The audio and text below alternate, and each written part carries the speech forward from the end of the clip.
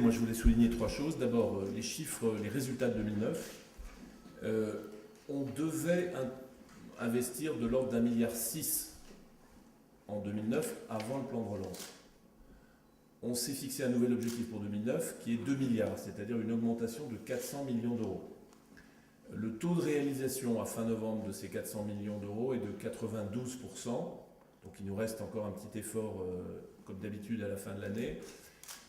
Ces 400 millions, ils ont été principalement consacrés à l'accélération de la livraison de nouveaux trains, de trains neufs, ce qui a un intérêt évidemment pour les usines françaises, les usines d'Alstom et les usines de Bombardier, mais ça a beaucoup d'intérêt également pour les sous-traitants, puisque en gros sur chaque train il y a de l'ordre de 400 sous-traitants.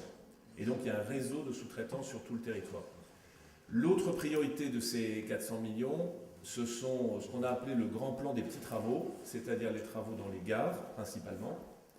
Et ces travaux font travailler le BTP et les services parce que ça va de la vidéoprotection à l'isolation des bâtiments en passant par la rénovation. Donc ça a fait travailler sans doute plusieurs milliers de petites entreprises sur le territoire. L'idée c'était beaucoup d'argent très dispersé sur des petits travaux de gare. Ça c'était le premier point que je voulais souligner. Le second point, c'est ce qu'on va faire en 2010. En 2010, il était prévu avant le plan de relance, donc dans notre programmation, qu'on investisse 2 milliards. Et on présentera notre budget en janvier, un investissement de 2 milliards 300 millions. Donc 300 millions de plus. Les 400 millions de 2009 plus les 300 millions de 2010, on retrouve bien les 700 millions d'euros supplémentaires dont on avait parlé avec le ministre au moment du lancement du plan. Donc 300 millions de plus en 2010. Là encore, la priorité, elle sera sur la livraison de trains neufs, notamment en Île-de-France, et elle sera aussi sur tous les travaux type Grenelle, c'est-à-dire les travaux d'économie d'énergie. On va par exemple poser des compteurs d'électricité dans les locomotives, aussi curieux que ça puisse paraître. Il n'y a pas de compteur d'électricité dans les locomotives, et donc ça va nous permettre de mieux maîtriser la consommation d'électricité. Un dernier point, pour dire quel est l'impact en termes d'emploi.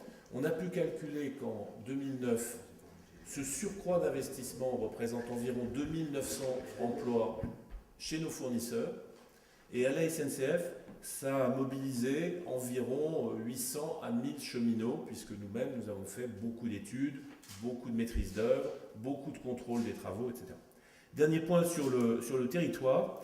On a évidemment fait quelques cartes qui montrent l'impact du plan de relance sur le territoire. Nous, on est frappé du fait que c'est principalement chez nous les équipementiers qui ont pu bénéficier du plan de relance. Or, les équipementiers, ils étaient frappés par la crise automobile. Et donc, au fond, pas mal d'entre eux ont trouvé dans le ferroviaire ce qu'ils n'avaient pu trouver dans l'automobile. Et donc, ça a constitué, je crois, une bouffée d'oxygène pour les industriels français, la plasturgie, la métallurgie, évidemment toutes les industries électriques et mécaniques, et je pense que ça a été un soutien précieux. Voilà ce que je pouvais ajouter à ce que vous aviez dit, Monsieur le Ministre. Merci beaucoup.